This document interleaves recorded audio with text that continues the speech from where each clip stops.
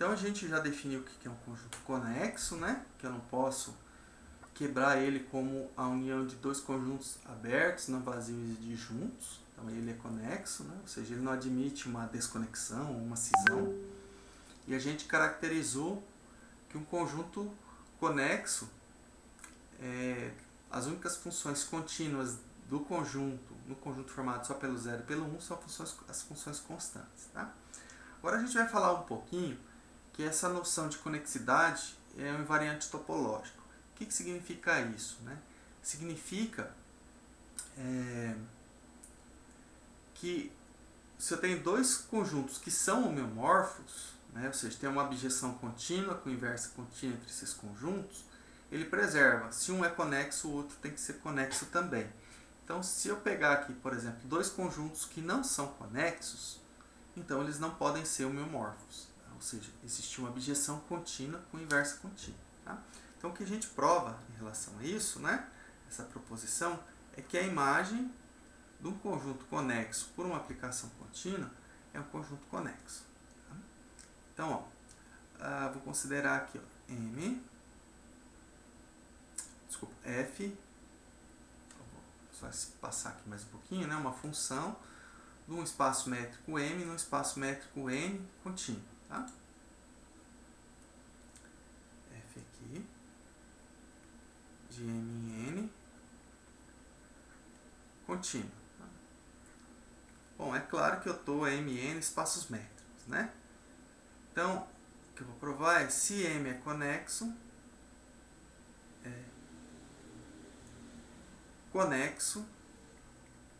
então, né, a imagem dela é F de M,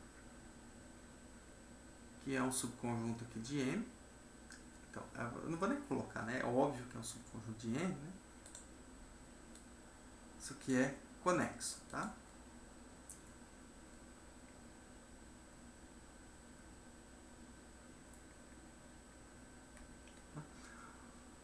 Então, a imagem de um conjunto conexo por uma aplicação contínua é conexo. Aqui a gente, para provar, né, isso aqui, a gente poderia tanto supor que a F de M é desconexo e mostrar, né, chegar numa contradição com M ser desconexo, ou dá para provar diretamente usando a última proposição, que envolve função contínua de M em 0, 1. Né? Tá, então vamos ver como que a gente faz isso. Ok? Então, ó, a demonstração, a ideia é usar por função contínua. Então, vou supor por absurdo que o M seja desconexo. Tá? Então, suponha F de M, desculpa, que F de M é desconexo. Bom, pela proposição anterior, né, do último vídeo, existe, então, né, existe uma função aqui, ó, G de F de M nesse conjunto aqui, 0, 1, contínua e sobrejetora.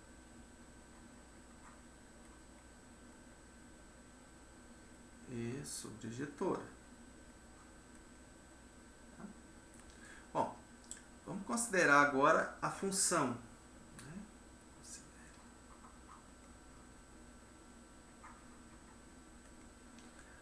Vou pegar aqui a função H como sendo G composta com F. Tá? Essa função vai de M em 0, 1.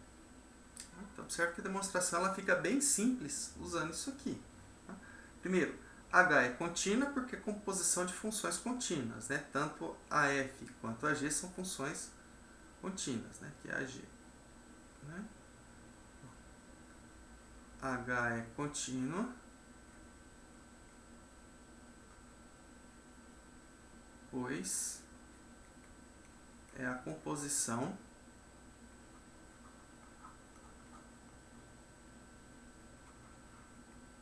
de funções contínuas.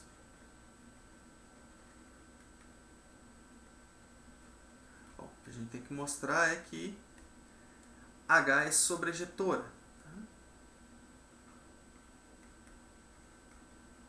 Sobrejetora. Por quê? Bom, vou pegar aqui, né? Como a G é sobrejetora, né? É sobrejetora. Né? Dado, vou pegar aqui geral, tá? Z pertencente a esse conjunto, né? 0 ou 1, né? Vai existir um elemento em F de M, né? Existe, vamos chamar aqui, ó, Y, pertencente a F de M, que é o domínio da G, tal que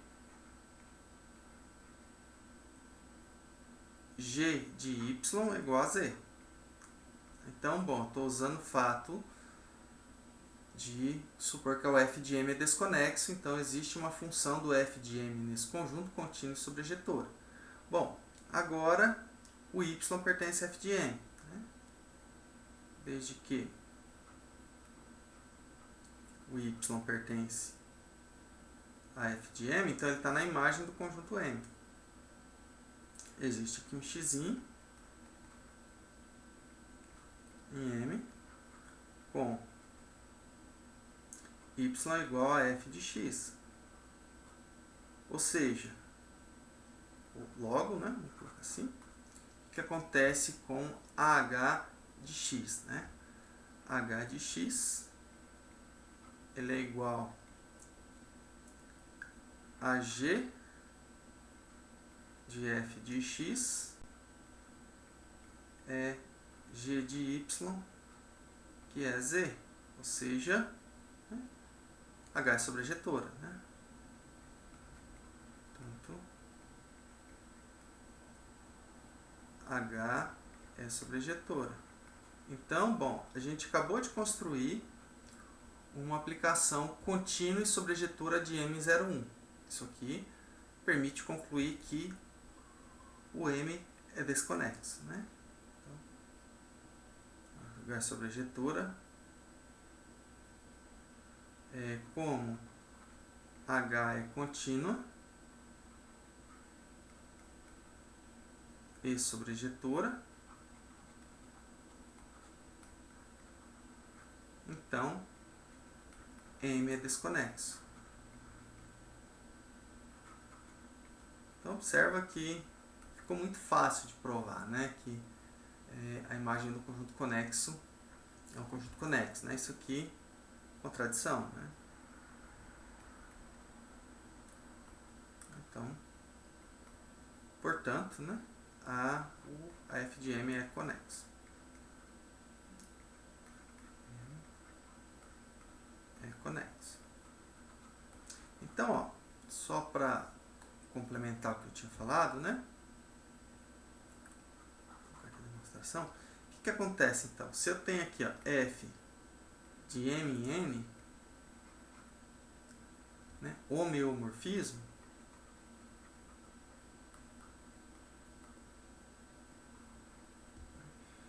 isso implica que M é conexo se e somente se N é conexo.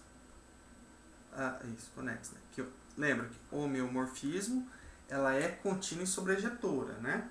É bijetora, na verdade, né? Então, bom, a imagem f de M é todo o N. Então, se M é conexo, o N que é f de M vai ser conexo. Aí o contrário, né? Observe que a f a menos 1 também é contínua e também é sobrejetora, né? Então, f a menos 1 de N, ele vai dar todo o M. Então, se o N é conexo e a f a menos 1 é contínua, o M, que é a f a menos 1 de N, também é conexo, tá? Então, a gente, por exemplo, usa isso para mostrar, vamos pensar aqui, ó,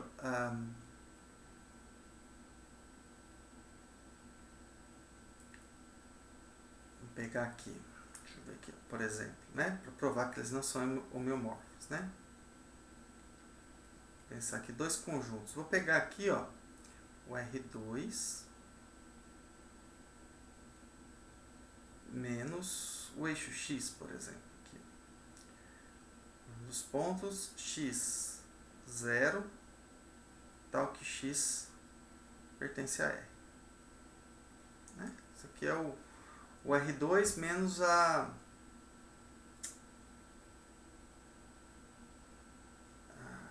reta, tá? É o eixo X, né? Então, bom, esse aqui é desconexo. Tá? Bom, vocês provam aí. Eu tenho semiplano superior e semiplano inferior, que são conjuntos abertos, não vazios, disjuntos. Tá? Isso aqui é desconexo. Vamos colocar um aqui que seja conexo, né? Por mais que a gente ainda não provou, por exemplo, um intervalo aqui, ó. Qualquer intervalo. Todo R, né? Vamos colocar aqui o R. Daqui a pouco a gente vai provar, tá?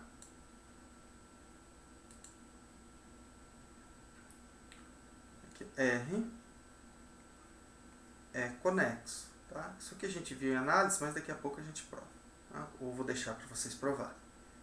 Então, né? Portanto, eu posso concluir que R2, ou esse conjunto, eu vou chamar ele aqui, ó, de A, só para eu não precisar reescrever ele, a esse conjunto, não precisa desse aqui não.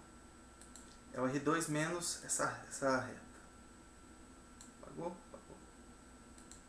Então A, ele vai ser esse conjunto aqui, ó, R2 menos o eixo X, né? Então, ele é desconexo e o R é conexo, né? Então, portanto, eles não são homeomorfos. Tá? Ó. Portanto, A e R não são homeomorfos.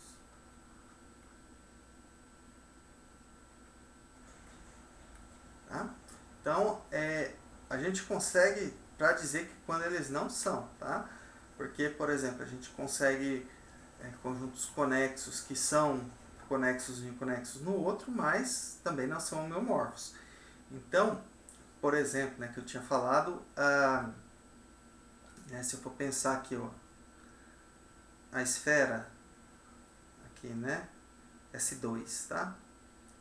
No espaço. S2 aqui, ele é o conjunto do x, y, z, tal que x² mais y² igual a 1, z, né? Y² mais z² igual a 1, tá? A esfera unitária no R3, tá? Isso aqui, ele vai ser conexo, tá? E também o R2, por exemplo, também é conexo. O R2 já a gente vai ver, tá? Bom, ele é conexo, porém, eles não são homeomorfos. R2 e o S2, isso aqui não são homeomorfos, tá? Por quê? Porque aí a gente usa outro argumento para garantir isso, tá? Eu já comentei, né, que o S2 ele é compacto e o R2 não. S2 ele é compacto e o R2 não. Não é compacto, não é limitado. Tá? Então, a gente consegue, né, mostrar que não tem homeomorfismo. Embora esses dois sejam conexos, isso não implica que vai existir um homeomorfismo. Mas se eles não for, se um for conexo e o outro não, eu já garanto que não existe um homeomorfismo. Tá? Então, é nesse sentido que a gente usa. Você consegue usar para, que a gente fala, que é invariante topológico. Se for homeomorfismo, vai ter que preservar esse invariante topológico. Tá? Ok. Bom, continuando aqui, a gente vai ter, o objetivo agora é provar o produto cartesiano, né? Para concluir que o R2 ele é conexo, tá? Mas antes disso a gente precisa de dois resultados antes de chegar no produto cartesiano. No fundo, é para provar do produto cartesiano. Tá? Se eu tenho aqui, ó, A e B conjuntos conexos, né, ou seja, subconjuntos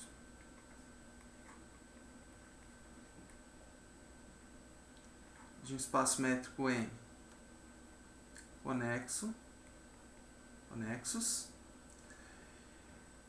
se a interseção deles é não vazia, se eu tenho um ponto em comum, ficou diferente do vazio, então a união é conexa. Tá? Observe que se eu tiro a hipótese da interseção ser diferente do vazio, eu já perco isso, né? Automaticamente eu já perco isso, porque eu já monto uma desconexão para a união, né? Se eu tenho aqui A e B, subconjuntos, faltou aqui. Eu estou colocando que a interseção é não vazia, talvez tenha algum elemento, né? Mas se eu tenho A e B aqui, subconjuntos não vazios, né? Se eles forem disjuntos, isso aqui já gera uma desconexão para o A união B. Então, bom, o que está acontecendo? Né? Eu tenho um conjunto A aqui, ó, um conjunto B, e tem pelo menos um pontinho aqui, ó, tá? Aí, não tem jeito. Se A e B forem desconexos, a união... Perdão, se A e B forem conexos, a união é conexa, tá? Eu não posso falar o mesmo, tá? Se eles forem desconexos, eu não posso falar que a união B vai ser desconexo, tá? Daqui a pouco eu até comento um exemplo desse. Tá? Bom, como que a gente prova isso, né? Vamos ver aqui. A ideia é bem simples, e depois eu já comento essa questão do desconexo, tá? Então,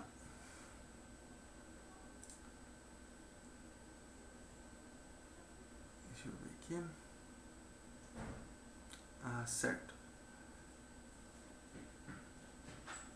Bom, como que a gente prova, né? Vou usar aquela ideia aqui da função contínua, né? Do A união B no 0, 1 sobre ejetora. Tá? Para provar que se A união B for desconexo. Tá? Então, de novo, por contradição, em geral, para provar diretamente é difícil. Tá? Contradição é mais simples, por quê? Porque eu vou fazer uma suposição aqui que esse A união B é desconexo, e aí eu tenho a proposição da função contínua e sobre ejetora, que a união B é desconexo. Tá? Isso implica que eu tenho, né, uma função f desse conjunto, a união B em 0, 1. Então, observe que para provar a desconexão a gente consegue usar bastante essa função, isso aqui contínua e sobre ejetora. Tá? Bom, e aí o que acontece? Bom, vamos pegar esse elemento aí que está na interseção. P pertencente à interseção B. Tá? Então ele está em A e ele está em B. Lembra que a interseção não é vazia. Se a f de P for 0, eu vou colocar esse caso, se for 1, aí o argumento é semelhante, tá? Se f de P for 0, então existe aqui, ó, né? Se f de P for 0, como a f é sobre ejetora, né? Vou colocar aqui para ficar bem claro o que eu estou fazendo. Eu vou conseguir um elemento que vá no 1, tá? É isso. Eu já estou com um que vai no 0, eu quero um que vá no 1.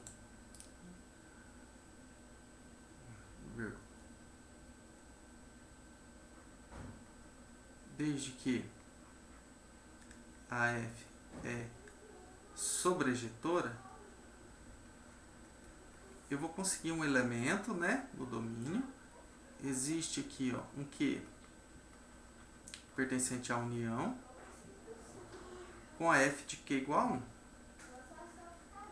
Observe que eu não consigo garantir que vai ter um elemento que dá zero, né? Eu já garanti que tem um P, mas eu não consigo garantir o outro porque já tem pelo menos um, né? Mas isso não me interessa, eu quero um ponto que dê 1.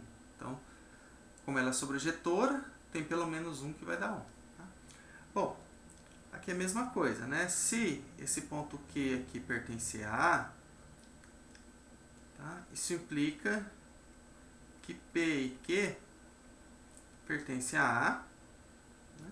E se eu considerar a restrição da F restrita a A, né? Ela vai de A em 0, 1. O que acontece? Ela é contínua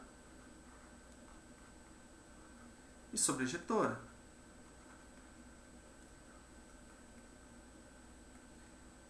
Tá? Isso implica que A é desconexo. Se eu consigo uma função contínua e sobrejetora do conjunto, nesse conjunto formado pelo 0 e pelo 1, então esse conjunto é desconexo. Bom, aqui é contradição. Né? Absurdo. A hipótese é que A e B são conexos. Ah, e se o Q pertencer a B? Bom, se o Q pertencer a B é a mesma coisa. Se Q pertencer a B, o P também pertence a B. O P está na interseção. Então, Q pertence a A, P e Q pertence a A. Essa restrição aqui é contínua sobrejetora. Se o Q pertencer a B, P e Q pertencem a B, a restrição de F a B vai ser contínua e sobrejetora. E aí o B vai ser desconexo. Então eu preciso dos dois sim. Tá? E aqui se eu trocar, né? Se a F de P for 1, aí eu vou conseguir um ponto Q, que a F de Q vai dar 0. Tá? Então o argumento é o mesmo. Tá? Então, se eu tenho ali um ponto em comum, a união B é conexo. Tá? Aqui, se A e B são conexos e a interseção é não vazia. Diferente do vazio. Ok? Ah, deixa eu comentar o que eu falei, né? Então, ó, muito atento, que se eu tenho aqui, ó, A e B desconexos, isso não implica que a união B é desconexo. Eu posso até pôr interseção não vazia aqui, se quiser. Tá? Por quê? Ó? Vamos pensar aqui, o A igual aos racionais. E o B igual aos irracionais. Que é o R menos Q, né? Os livros não usam muito essa notação do I, mas o R menos Q. Tá? Então, bom, é óbvio que eles são abertos em R, né? Isso. São abertos em R, não vazios. Por que o A é aberto em R? O A é R interseção Q. Tá? E o B é R interseção R menos Q. Então, A e B... Não, perdão, aqui não vai funcionar, né? Eles não são abertos, né? Esses aqui não vai funcionar. Só pensar aqui um pouquinho. Não, eles não são abertos, né? Aqui são conjuntos, são desconexos, mas eles não são abertos. Perdão, vamos ver aqui. A e B subconjuntos, desconexos, né? Vamos escrever aqui, vamos mostrar que o A e B são desconexos, né? Não preciso que o A e B sejam abertos. Eu preciso que eles se decomponham como a união de dois abertos em Q, isso, né? Agora sim. Então, por exemplo, eu posso ter aqui, ó, o A, escrever menos infinito até um número aqui, vamos pegar um número irracional, menos raiz de 2.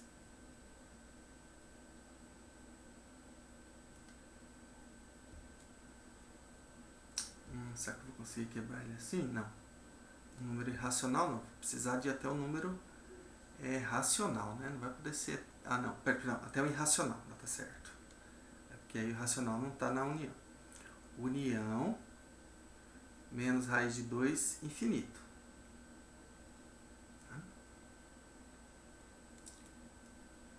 Isso aqui é interseção. Bom, eu esqueci de colocar, né? Interseção Q, né? Deixa eu apagar aqui. Eles são subconjuntos de Q, tá? Então, por que eu não posso pôr o racional, né? Para dividir aqui, porque o racional vai estar em Q, aí eu não vou conseguir quebrar eles, né? Eu coloquei menos raiz de 2 aqui à toa, poderia ser qualquer número irracional. Então, isso aqui, interseção Q. Isso aqui seria meu conjunto G. Tá? Então, vou colocar até mais um parênteses aqui. União, agora o outro, né? Menos raiz de 2, infinito, interseção Q. Tá? Esse aqui é meu H. Então, ó, G e H são abertos. Por quê? Esse intervalo aberto aqui, ó, ele é um conjunto aberto em R.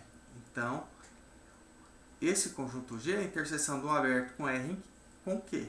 Aqui é a mesma coisa, aberto de R, interseção Q. Então, aberto, o G e H são abertos de Q. Os racionais. Tá? Não vazios de juntos.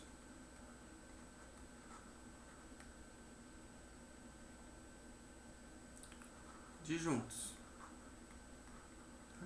E claro, né, o A é G união H. Então, a gente tem uma desconexão para o A. Tá? Então, ele se escreve como uma união de dois subconjuntos não vazio, abertos e de juntos. Tá? Ok. Então, o A ele é desconexo. O B também, tá? Da mesma forma, você prova o B. A única diferença aqui, ao invés de você tomar agora irracional, você vai tomar o racional. Tá? Por exemplo, o zero. O B eu consigo escrever como sendo menos infinito, aberto no zero, interseção I, união, zero mais infinito, interseção I. Tá? É a mesma coisa. Então, o A e o B são desconexos. Okay? Agora, quem é a união B? A união B, isso aqui é R.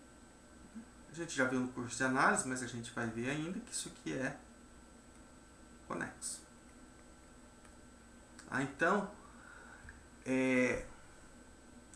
a união de conjuntos desconexos pode não ser conexa. Ah, mas aqui é um pouquinho diferente da proposição. A proposição tinha um ponto em comum, né? Então, vou pôr um ponto em comum aqui também. Eu vou colocar um exemplo aqui, depois vocês verifiquem. Ó, vou colocar um ponto em comum nos dois, tá? E ainda continua. Agora, eu vou continuar, vou chamar o A, vou chamar aqui a barra, tá? Só para ficar mais fácil. Que é o próprio A, ali acima, união com o elemento 1. E o B é o mesmo. É o mesmo lá, R menos Q. O A é o mesmo lá, tá? Os racionais. Então, vamos até... Deixa eu colocar aqui, ó, o racional. Ali eu já coloquei o irracional.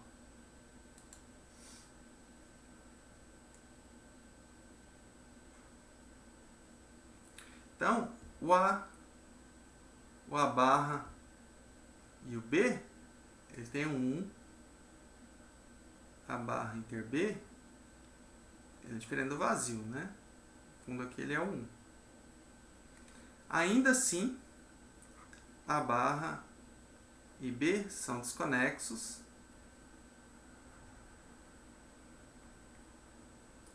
E o A barra união B dá todo R, que é conexo. Tá? Então, a gente ainda vai ver aqui os conexos da reta, que na verdade são os intervalos. Tá? A gente já viu isso em análise, mas eu vou voltar ainda para a gente ver isso aqui. Tá? E os abertos da reta, os conexos da reta são os intervalos. Tá? Vazio, todo R, né? Ou qualquer intervalo, aí pode ser limitado ou não. Tá? ok?